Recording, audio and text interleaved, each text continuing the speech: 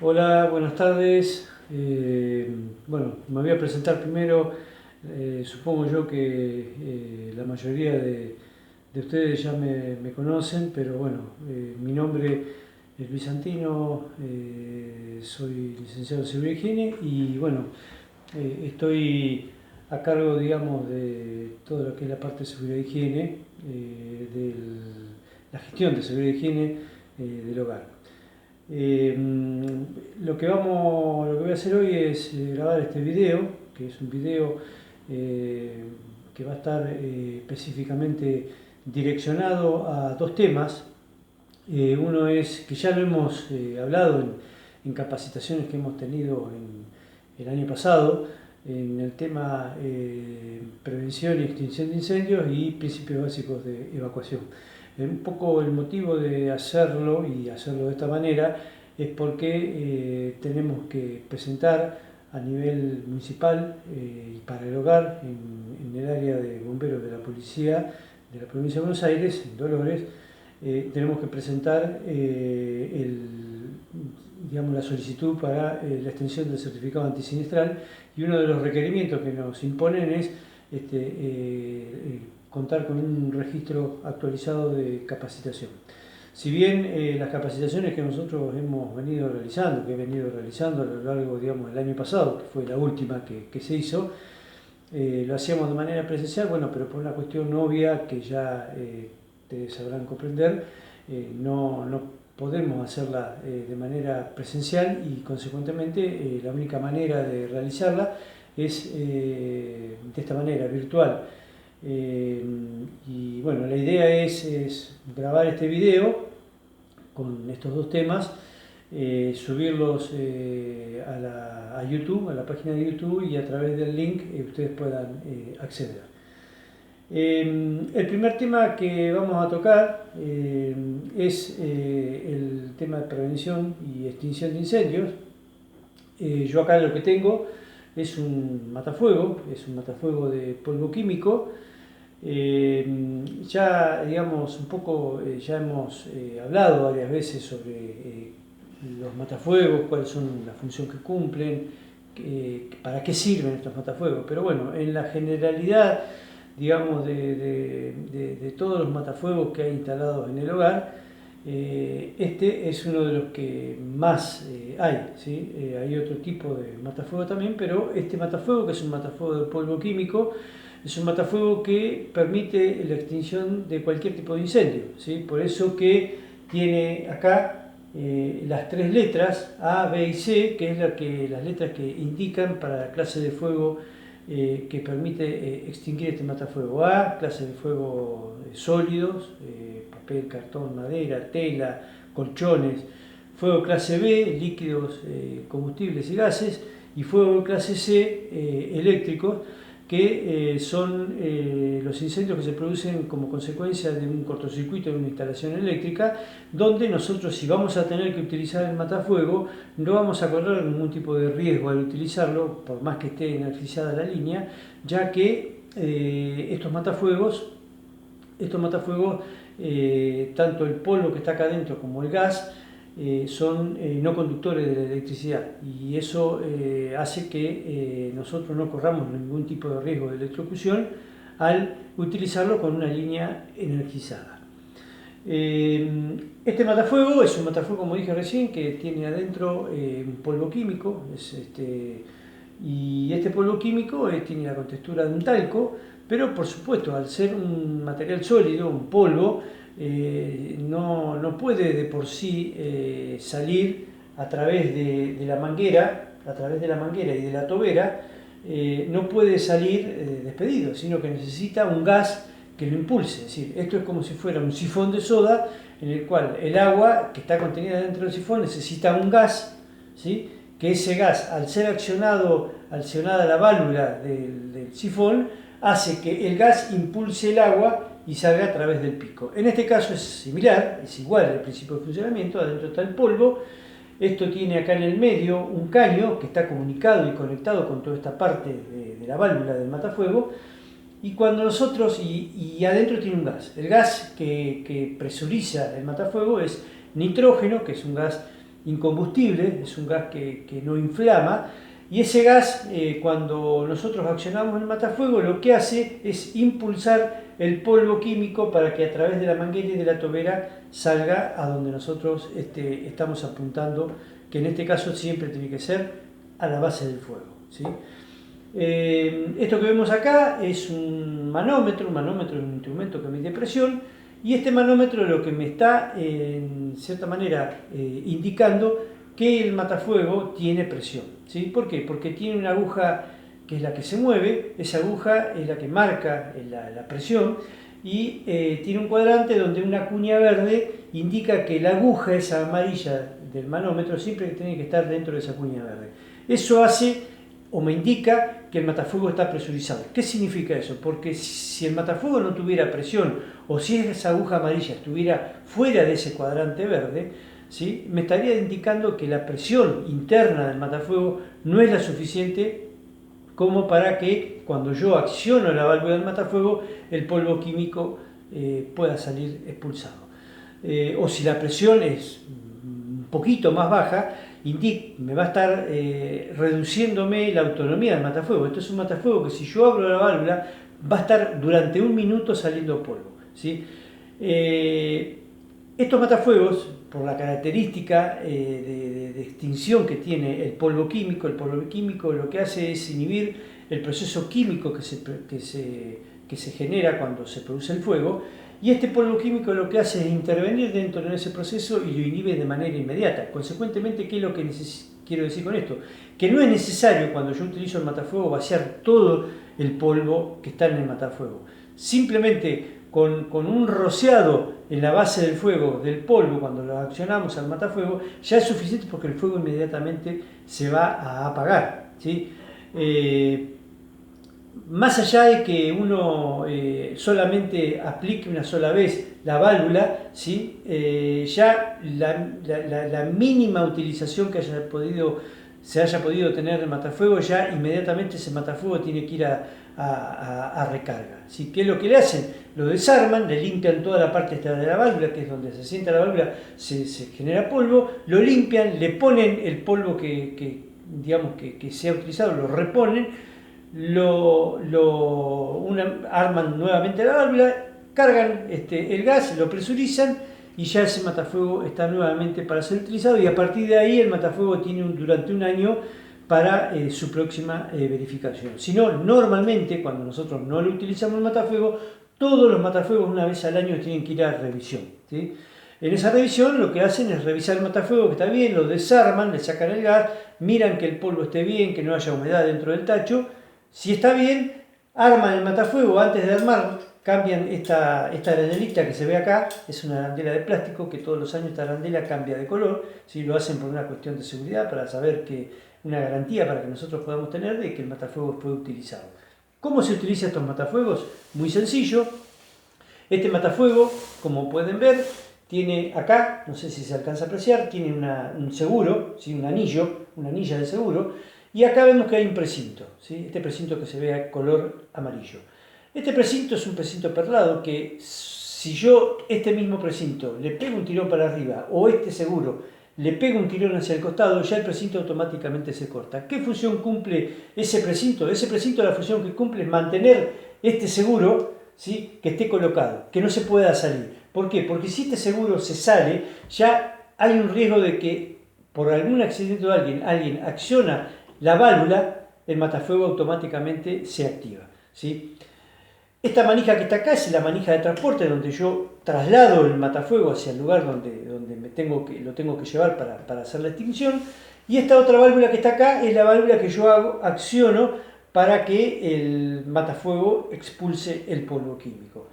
Este es un matafuego que tiene adentro el polvo químico en una cantidad de 5 kilos, más los 3 kilos que más aproximadamente pesa el tacho estamos hablando de un peso de aproximadamente 8 kilos. Es un peso normal de que cualquier persona puede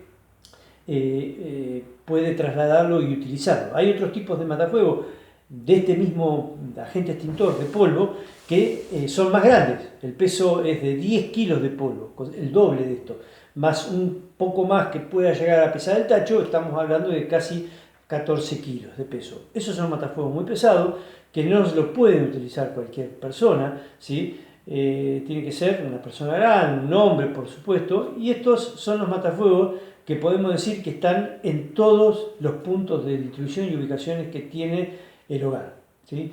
Por supuesto que también hay otro tipo de matafuegos distribuidos en el hogar, ¿sí? Que son los matafuegos a base de gas carbónico, de CO2, ¿sí? Es un matafuego que pesa, por supuesto, muchísimo más. Hay de 3,5 kilos, que son 3,5 kilos de gas, pero en sí el envase pesa casi más del doble. Consecuentemente, ¿por qué? Porque es un gas que está presurizado adentro, que como si fueran los cilindros de los gas de los autos, ¿sí? Entonces, al estar presurizado a 200 kilos, el recipiente tiene que ser de mucho más espesor, porque tiene que resistir mucha presión. Esos matafuegos son muy aptos y se ven en algunos puntos, digamos, en algunos lugares donde hay tableros eléctricos, ¿sí? Son matafuegos que se utilizan para la extinción de incendios, fundamentalmente en incendios eléctricos, en incendios también donde se producen líquidos combustibles, ¿sí? Pero generalmente donde hay tableros eléctricos se utiliza ese tipo de matafuego. Hay en la cocina de ese tipo de matafuegos, en algunos puntos donde están los tableros eléctricos, se ven esos tipos de matafuegos, ¿sí? Ahora, si yo con ese tipo de matafuegos de CO2 quiero extinguir un colchón que se me prendió fuego, es muy factible que no lo pueda apagar. ¿Por qué? Porque no es apto, ¿sí? ¿Qué le falta? Yo les dije recién que acá hay 3 letras, A, B y C. Este matafuego sirve para apagar cualquier tipo de fuego. Pero hay otros matafuegos, como este de CO2, que en vez de tener la A, la B y la C, tiene solamente la B y la C. ¿Qué significa? Que los matafuegos de CO2 solamente sirven para extinguir incendios donde hay presencia de líquidos combustibles o gases y incendios eléctricos. Son mucho más aptos para incendios eléctricos que estos. No porque no sirva este matafuego, sino porque este matafuego tiene una desventaja en relación a todos los demás, que este matafuego, el polvo, es altamente corrosivo. Y si yo, este matafuego, digamos, si por ejemplo en las cocinas se suele utilizar el matafuego de CO2, este matafuego, si en algún lugar se puede llegar a ver que esté en una cocina, yo les diría que lo saquen de ahí, ¿sí? O en un lugar donde hay computadoras, también. ¿Por qué? Porque si ya sea que se utiliza, digamos, se acciona accidentalmente, o adredemente porque se está produciendo un incendio, en una cocina el polvo químico que está acá se puede llegar a tardar hasta 2 meses para poder eliminar todo el polvo que digamos, se incrusta en todos los lugares. Sí, convengamos que esto es un producto químico, el polvo, consecuentemente, digamos, genera una determinada toxicidad en cuanto a la trazabilidad de los alimentos. Consecuentemente, hay que hacer una extrema limpieza para poder eliminarlo, y eso costaría mucho tiempo. Por eso, estos matafuegos no son aptos, por ejemplo, para ser utilizados en las cocinas. En las cocinas se utilizan matafuegos que son parecidos a estos, ¿sí? Pero en vez de tener esta manguera de color negro y tener esta parte de la válvula en color rojo, están pintadas de verde, ¿sí?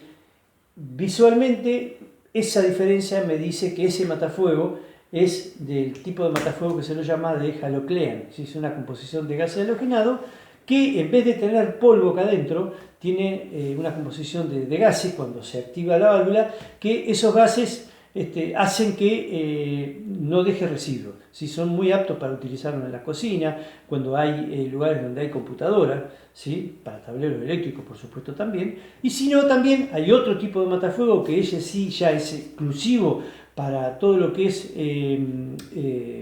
incendios donde hay aceite, por ejemplo, hirviendo, una freidora, una sartén que se utiliza aceite. Bueno, hay matafuegos que son digamos, son matafuegos generalmente el envase color plateado, ¿sí? En las cocinas se suelen encontrar, y esos matafuegos son de acetato de potasio, y esos matafuegos son exclusivamente para clases de fuego K. ¿Cuáles son las clases de fuego K? Las de aceite comestible, esos son los fuegos clase K, pero no sirven para otra cosa, solamente para extinción de incendios cuando se prende, por ejemplo, fuego una freidora.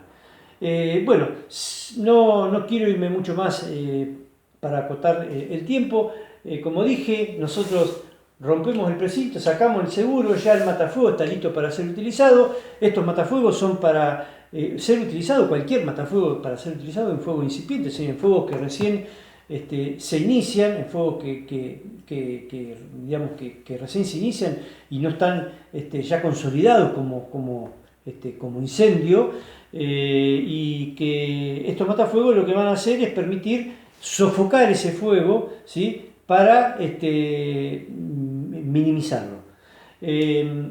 Nosotros no vemos que los bomberos vayan a apagar un incendio en una casa y vayan con matafuego. Utilizan agua, porque el agua es económica y desde el punto de vista como agente extintor es el agente extintor más óptimo que hay, ¿sí? El agua se utiliza de diferentes maneras, pero hay hay algo que es importante que se diga, ¿sí? Porque en algunos casos hay en algunos hogares, en el hogar, por ejemplo, en el caso del hogar de Castelli, tienen tres nichos hidrantes, ¿sí? Los nichos hidrantes son los nichos donde hay mangueras de incendio enrolladas, donde esa cañería, esa manguera está alimentada por un tanque de agua de reserva de incendio, ¿sí?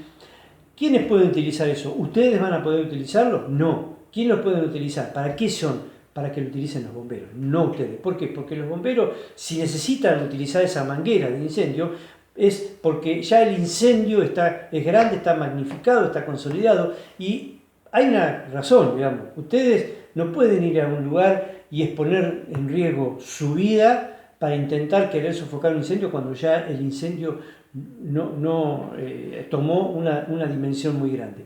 Eso ya lo tienen que sofocar, lo tienen que extinguir los bomberos que tienen el equipamiento, que saben hacerlo. Por eso que los matafuegos son necesarios, sí son necesarios. La ley dice que hay que tenerlos, sí, hay que tenerlos, pero hay que ver en qué momento y si se pueden utilizar, ¿sí? Nosotros, por ejemplo, si vemos que se está produciendo un incendio en una habitación y cuando lo tenemos que hacer antes de abrir la puerta, siempre, si vemos que adentro, desde abajo de la puerta sale humo, ¿sí?, y podemos pensar o presuponer que se está produciendo un incendio dentro de esa habitación, no tenemos que abrir la puerta de golpe, ¿sí?, porque es muy factible que cuando abramos la puerta, es muy factible que se genere una lengua de fuego que nos vaya a quemar. ¿Y por qué se va a generar esa lengua de fuego? Porque el fuego necesita, para que exista el fuego, para que se vaya desarrollando, necesita oxígeno como uno de los tres componentes: combustible, oxígeno y temperatura. Si el fuego se está produciendo en una habitación, se va a empezar a consumir el oxígeno hasta que llegue un momento que no va a haber más oxígeno, pero el fuego no se va a apagar, va a quedar, como se dice, en un estado latente. Cuando nosotros abrimos la puerta de la habitación, lo que vamos a generar es que todo ese oxígeno, que ese fuego latente que está produciéndose al abrir la puerta, va a tratar de consumir todo el oxígeno que necesita, y eso hace que genere una lengua de fuego que seguramente nos atrape y nos queme. Entonces, cuando nosotros vemos que adentro de abajo de una puerta vemos que está saliendo humo, ¿sí?, que es una característica muy particular, cuando el fuego está latente, que le falta oxígeno, sale humo, abundante humo, tenemos que tocar el picaporte. Si nosotros vemos que al tocar el picaporte tiene mucha temperatura, eso significa que adentro el fuego está latente o hay llama. No la podemos abrir. Lamentablemente, si nosotros sabemos que adentro hay personas, no la podemos abrir, porque es muy factible que al abrir nosotros la puerta nos vayamos a quedar también ahí.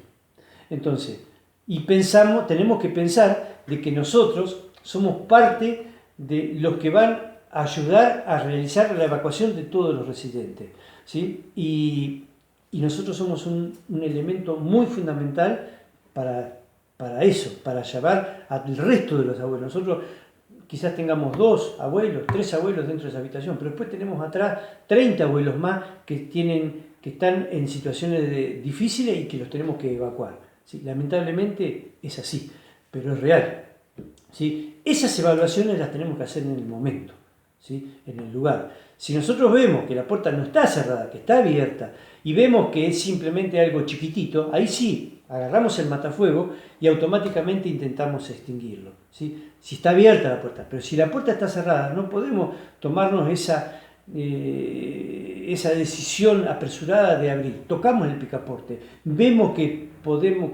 si está frío, si vemos que el picaporte todavía está frío, abrimos la puerta y siempre cubriéndonos con la puerta abrimos un poquitito, a ver qué pasa. Si vemos que no sucede nada, ahí sí la abrimos e intentamos sofocarlo. Bueno, eso es una parte también de lo que tenemos del tema que vamos a desarrollar sobre la parte de principios básicos de evacuación. Pero en principio quería digamos, hablar de todo tema. Y lo que me quedé, digamos, también cuando recién hablé de las mangueras de incendio, ¿sí? Que en muchos lugares se pueden ver, y dije, las mangueras son para que las puedan utilizar los bomberos, no ustedes, ¿sí? Porque es un resto de alimentación de agua que van a tener los bomberos para poder ir a actuar. Pero bien, nosotros estamos diciendo que es agua, el agua es conductora de electricidad. ¿Y qué pasa? Cuando los bomberos van a una casa utilizan agua, ¿no corren riesgo de electrocutarse? No. ¿Por qué? Porque los bomberos, cuando van a extinguir un incendio en cualquier lugar, lo primero que hacen es cortar la alimentación eléctrica de la planta, del lugar, lo que sea. Con eso ellos se garantizan de que al utilizar agua no va a quedar ningún bombero electrocutado. Por esa razón, ustedes no pueden utilizar esas mangueras de incendio. No están en condiciones, no están capacitados para utilizar esa manguera. Además, esa manguera, digamos, si bien no tienen una bomba de presión, una bomba de incendio que es la que le haga levantar determinada presión, ¿sí? Es una presión gravimétrica, es una presión por gravedad, ¿sí? Que viene de la columna de presión que se genera a la altura del tanque, pero igualmente es una presión que la manguera, cuando yo abro la válvula, me va a generar una determinada fuerza que si yo no estoy preparado seguramente me va a voltear, ¿sí? Entonces, esas mangueras de incendio solamente las pueden accionar los bomberos. ¿Por qué? Porque están capacitados, porque tienen ropa para poder entrar a un lugar donde hay incendio, y esas mangueras son justamente para cuando el incendio ya está consolidado, que ya tenemos un incendio, no es un incendio incipiente, sino que ya el incendio está generado y ha tomado dimensiones altamente riesgosas. Bueno, hasta ahí, y no quiero dedicarle más a este tema. Es un tema que ya lo hemos hablado en otras capacitaciones que hemos realizado, pero bueno, era un poco para refrescar todo este tema, y aquellas chicas que no han estado en las capacitaciones mías anteriores, bueno, por lo menos tengan una idea. Otro tema que es el que quiero hablar, que en realidad es sobre el tema evacuación, principios básicos de evacuación, pero bueno, en realidad no es, digamos, a mi gusto.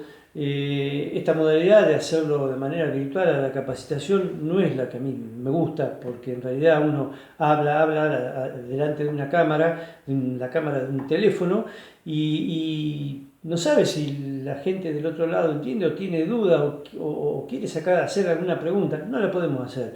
Entonces es algo medio raro, pero bueno, es la única manera hoy por hoy que podemos dictar este tipo de capacitaciones en la gran mayoría de los lugares, más fundamentalmente cuando estamos hablando de hogares de ancianos, de residencias para adultos mayores. Entonces un poco traté de buscar esta manera para poder llegar a ustedes, y que espero, bueno, que sea, digamos, de utilidad, más allá de la necesidad que tenemos también de generarlo para poder lograr la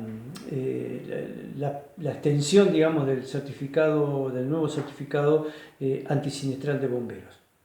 En lo que respecta al tema evacuación, es fundamental, bueno, el hogar cuenta con un plan de evacuación. Ese plan de evacuación yo todos los años lo vengo revisando y lo vengo actualizando, fundamentalmente en lo que hace al personal, ¿no es cierto?, a los roles, ¿sí? Que, digamos, en cierta manera, bueno, si bien los roles en algunos aspectos se cumplen no por nombre y apellido, sino por puestos, pero bueno, en los roles que hacen a los directores de la emergencia, a los líderes de evacuación, eso sí hay que ponerles nombres y apellidos. ¿Por qué? Porque son puestos y funciones altamente importantes. A cumplir, ¿por qué? Porque son los que van a tener a cargo el liderazgo y la organización de una evacuación. Una evacuación no es algo sencillo y no es lo mismo realizar una evacuación de una planta industrial, de una oficina, lo que sea, que realizarla de un hogar anciano en una residencia de adultos para mayores. ¿Por qué? Porque nosotros estamos trabajando con 30, 40, 20 abuelos que muchos de ellos tienen una discapacidad motriz o tienen una discapacidad mental, no están, si tenemos que hacer una evacuación tiene que haber alguien que los lleve, que los traslade, que los movilice, ¿sí? Y podemos, por supuesto, también tenemos todos aquellos viejitos, los abuelos que tienen una condición física y también mental que nos van a servir y ayudar, y los vamos a tener que utilizar para que ellos nos puedan ayudar a evacuar al resto de los abuelos. Pero la tarea, por supuesto, fundamental y prioritaria es del personal. Es decir, los abuelos no están entrenados, los abuelos no están preparados. Los que tienen que estar preparados son ustedes, ¿sí? Pueden estar preparados los abuelos cuando nosotros hacemos los simulacros de evacuación y usamos gran parte de los abuelos, que eso es lo ideal, ¿no es cierto? Usamos gran parte de los abuelos para poder hacer este tipo de ejercicio de simulacro. Eso es lo ideal. Pero los abuelos no se acuerdan, los abuelos se olvidan, es algo, ellos lo toman quizás en algún caso como un juego, si podríamos decir así. Pero los que no lo tenemos que tomar como un juego somos nosotros, ¿sí? Son ustedes que son los que están a cargo y trabajando en el hogar, conocen el hogar, conocen a su abuelo y conocen las limitaciones de cada abuelo. Entonces, un plan de evacuación tiene una cabeza, una dirección, que es la directora general de la emergencia o el director general de la emergencia, que es el que está a cargo del hogar.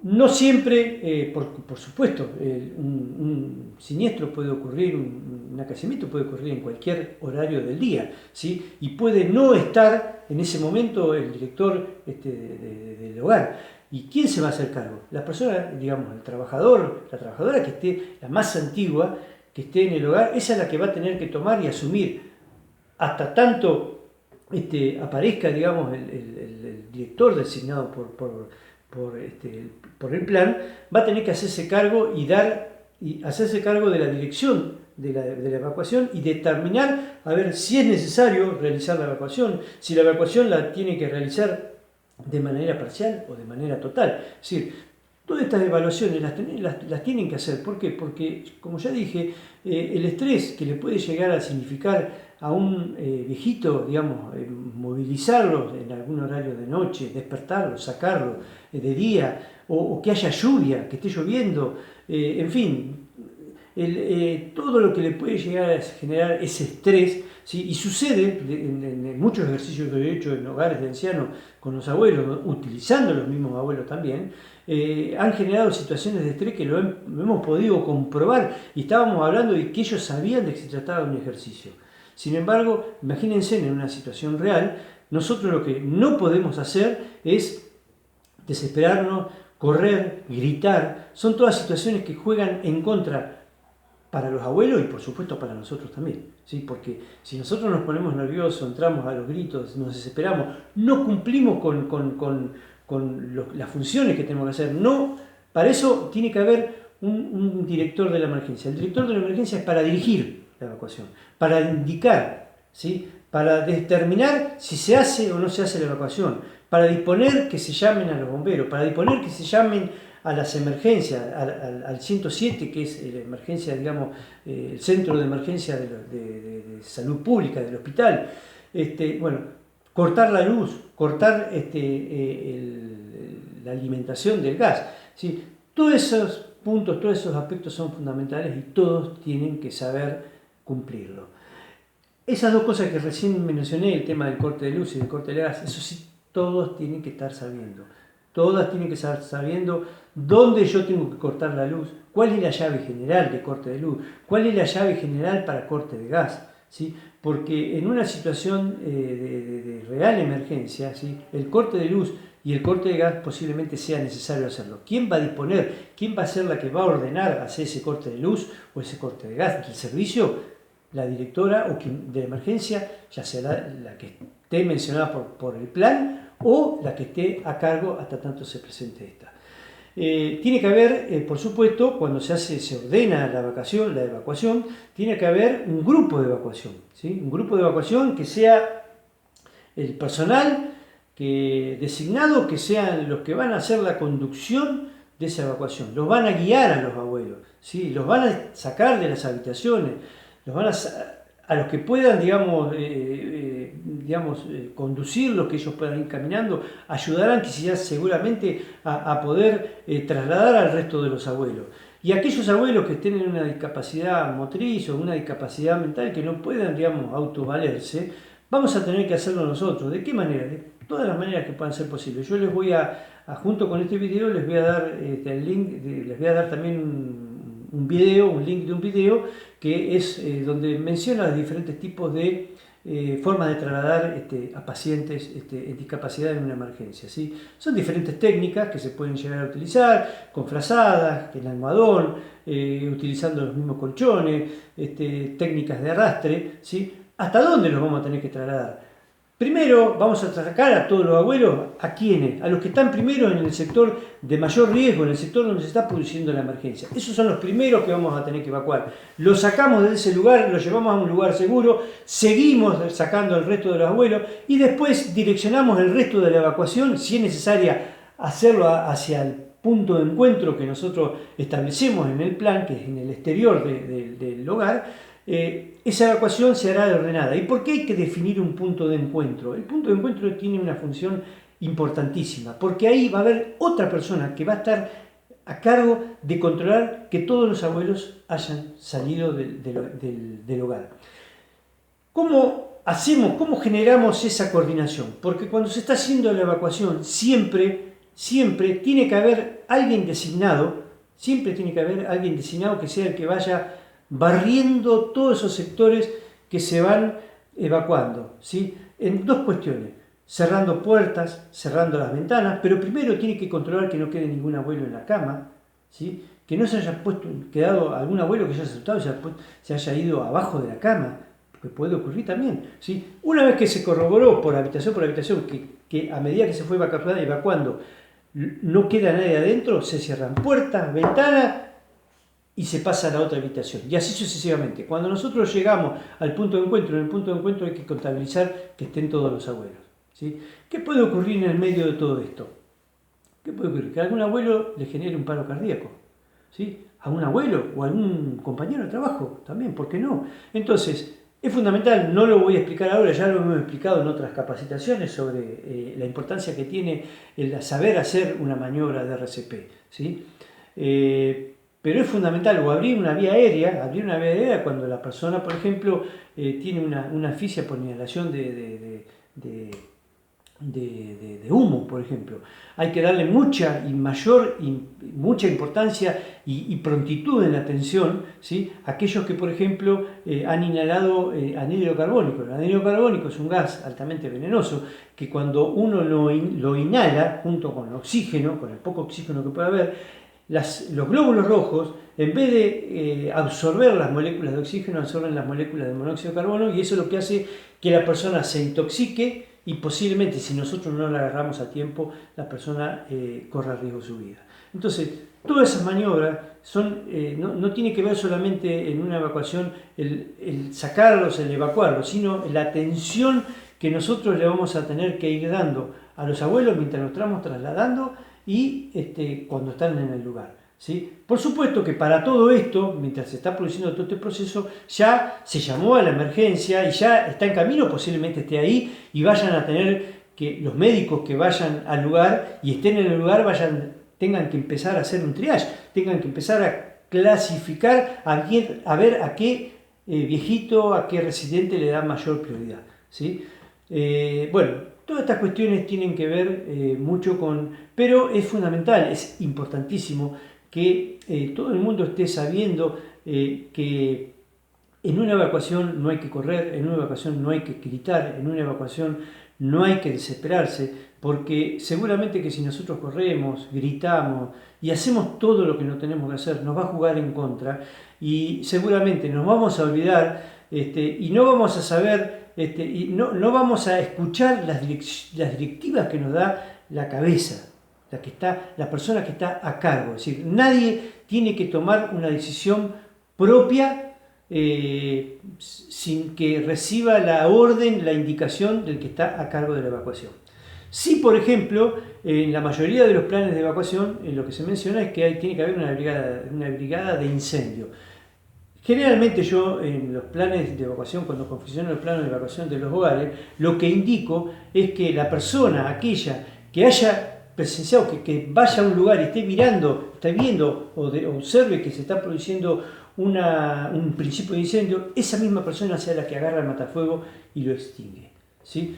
Pero por eso que si bien el plan debe contemplar que haya una brigada de incendio, pero yo generalmente en los roles pongo que la extinción estará a cargo de la persona que detecte el incendio. ¿Y por qué lo digo? Porque nosotros no podemos perder tiempo en la extinción si vemos que no lo vamos a poder solucionar. Nosotros la prioridad nuestra en un 100% no es la parte edilicia, son los residentes. Y ahí es donde tenemos que entender. Nuestra prioridad son los residentes. Pero por supuesto que para darle la prioridad a los residentes y para que ellos puedan ser evacuados de manera segura, nos tenemos que cuidar nosotros. Porque ellos van a depender en un 100% de nosotros.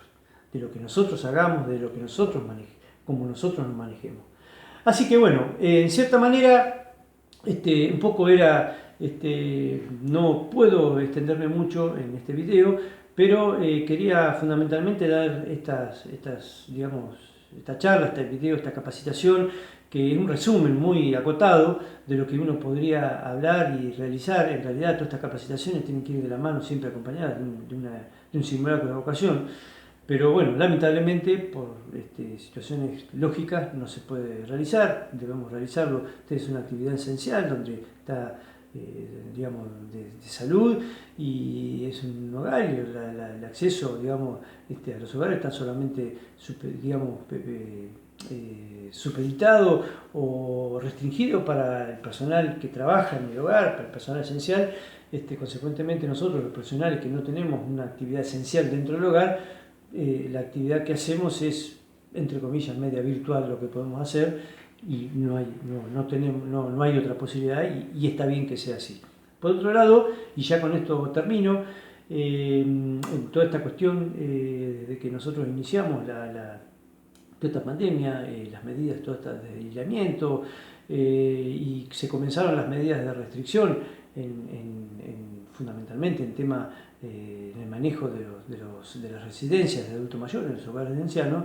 Yo, tengo que realmente, porque me gusta hacerlo porque es una manera de reconocer el gran trabajo, pero gran trabajo que ustedes vienen realizando desde que se inició, más allá que siempre lo hacen, pero en el caso de esta pandemia, el gran trabajo que vienen realizando, porque lograr que a lo largo de todos estos meses ningún abuelo haya tenido, o el virus no haya ingresado al hogar, eso significa la responsabilidad que ustedes han tenido, que han tomado, no solamente puertas adentro, sino puertas afuera. Yo siempre digo que en esta cuestión de las residencias de adultos mayores, el personal que trabaja en el hogar tiene que tener mucho amor hacia los viejitos, porque la responsabilidad que han tenido que tener todos los profesionales, ¿no? Yo me estoy abocando específicamente a lo que es un hogar, ¿no? Pero por supuesto que si uno tiene que hablar de una institución de la salud, son todos.